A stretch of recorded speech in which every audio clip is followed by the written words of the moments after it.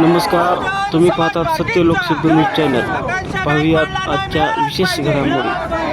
बहुजन समाज पार्टीच्या वतीने आकांक्षा गायकवाड संशयास्पद मृत्यू प्रकरणी व्यापक चौकशी करण्यात यावी यासाठी साखळी उपोषण करण्यात येणार आहे. नारी के सम्मान में बहुजन समाज पार्टी क्या करेगी? समता का संघर्ष करेगी. बहुजन समाज पार्टीचा आकांक्षा गायकवाड जिल्हाधिकारी कार्यालयासमोर साखळी उपोषण करण्यात येत आहे. काय मागणी आहे? नांदेडमध्ये बहुजन समाज पार्टीच्या वतीने आकांक्षा गायकवाड तिला न्याय मिळण्यासाठी बहुजन समाज पार्टीने हे साखळी उपोषणाचा आणि धरणे आंदोलनाचं इथे आंदोलन छेडलेलं आहे आणि आकांक्षेला न्याय मिळेपर्यंत बहुजन समाज पार्टी हे आंदोलन सातत्याने इथे सुरू ठेवणार आहे. याचे विशेष म्हणजे मीडियाचं मी लक्ष वेधू इच्छितो की या नांदेड जिल्ह्यामध्ये हा घोगरे पाटील नावाचा जो आरोपी आहे, जीवन घोगरे पाटील नावाचा, याने ज्यावेळेस आकांक्षाचा फाशी घेऊन मृत्यू झाला, तिचा मृत्यू झाला, तिनं फाशी घेतली का तिला देण्यात आली, हे सगळं काही संशयित असताना सुद्धा तिचा पीएम जो आहे तो इन कॅमेरा झालेला नाही. तो इन कॅमेरा झालेला नसल्यामुळं आज त्या जीवन घोगरे पाटलाला न्यायालयाने त्याला जमानत देऊन टाकलेली आहे. खरं तर त्या आरोपाला मोका लागला पाहिजे असता. आज डॉक्टर होणारी मुलगी, देशाची सेवा करू शकणारी मुलगी, आज तिनं तिचं जीवन संपवून टाकलेलं आहे. तिचं संपवून टाकलं का यांनी तिला खतम केलेला आहे, तिचा खून केलेला आहे. या सगळ्या बाबीची जी चौकशी आहे ही सखोल पद्धतीने अजूनही झालेली नाही.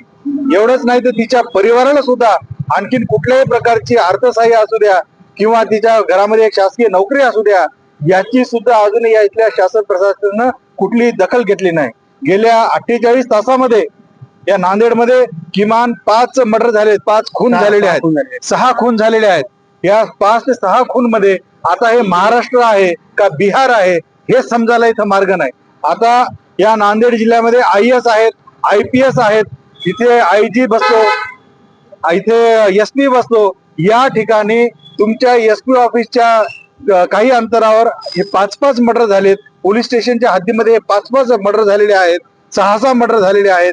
तरी सुद्धा या ठिकाणी इथल्या पोलीस प्रशासन काय करत आहे, इथं प्रश्नचिन्ह हा निर्माण झालेला आहे. इथल्या नांदेडच्या पोलिसांना मटक्याचे अड्डे, जुगाराचे अड्डे, त्याच्यानंतर इथे अवैध धंदे, रेतीचे ठेके, वाळू जे अवैध प्रकार इथं चालू आहे, या सगळ्या गोष्टी कुठेही त्यांना दिसत नाही. चांगला एखादा माणूस जर पोलीस स्टेशनला तक्रार घेऊन जातो तर त्याची अतोनात त्याची लूट करण्यात येते, त्याला हॅरेसमेंट करण्यात येते. अशा प्रकारचं नांदेडचं पोलीस प्रशासन हे इथं झालेलं आहे. इथे नांदेडमध्ये तात्काळ या सगळ्या इथे जी गुंडगर्दी जी वाढलेली आहे, इथले जुगाराचे अड्डे असू द्या किंवा इथले रेतीचे ठेके असू द्या, अनेक काळे धंदे या नांदेडमध्ये इथे सुरू आहेत आणि त्यामुळं नांदेडमध्ये गँगवॉर मोठ्या प्रमाणामध्ये तयार झालेले आहेत. अनेक अवैध प्रकारच्या बंदुकी, पिस्टल या नांदेडमध्ये आलेले आहेत. तरी सुद्धा प्रशासनाला, पोलीस प्रशासनाला या सगळ्या बाबी माहीत असून सुद्धा हे लिंक लावत नाहीत की ही बंदूक आली कुठून, यांनी बंदुकी जप्त केल्यात, पण ही आली कुठून, कोण विकली आणि नांदेडमध्ये किती बंदुकी आहेत, या सगळ्या जप्त करण्याचं काम इथल्या पोलीस प्रशासनाचं आहे. पण ते काही जबाबदारीनं काम करत असताना आपल्याला दिसत नाही. म्हणून आम्ही आता माननीय प्रशासनाकडे, शासनाकडे आमची अशी मागणी राहणार आहे की इथे आम्हाला अतिशय कर्तव्य दक्ष अधिकारी, चांगले अधिकारी या नांदेडसाठी पाठवा.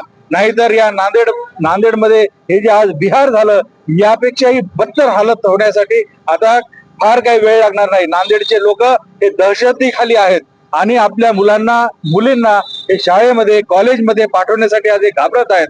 इथल्या प्रशासनाला मी सांगू इच्छितो की लवकर जर आपण इथे ऍक्शन घेतली नाही तर बहुजन समाज पार्टी हे आंदोलन जनतेला सोबत घेऊन एक मोठे जन आंदोलन छेडेल आणि नांदेडचा जे काही नांदेडवर हा अन्याय होत आहे यासाठी आम्ही पूर्ण नांदेड जाम करू. आणि जाम जर झालं आणि शासन प्रशासनाला जर कुठली अडथळा आला तर याची दक्षता ही शासन प्रशासनाची जिम्मेदारी राहील, याची त्यांनी दक्षता घ्यावी. आकांक्षा गायकवाड प्रकरणामध्ये संबंधित अधिकाऱ्यांसोबत आपलं बोलणं झालंय. आकांक्षा गायकवाडच्या प्रकरणामध्ये कलेक्टर साहेबांशी आताच चर्चा झालेली आहे आमची आणि त्याचबरोबर निमगिरे समाज कल्याण अधिकाऱ्याशी चर्चा झालेली आहे. त्यांनी सांगितलं दादा बजेट नाही, मग त्यांना सांगितलं किंवा बजेट यायला इतके दिवस कसे काय लागतात? आणि दुसरा असा विषय आहे की दक्षता समितीचा अध्यक्ष कोण असतो? कलेक्टर असतो.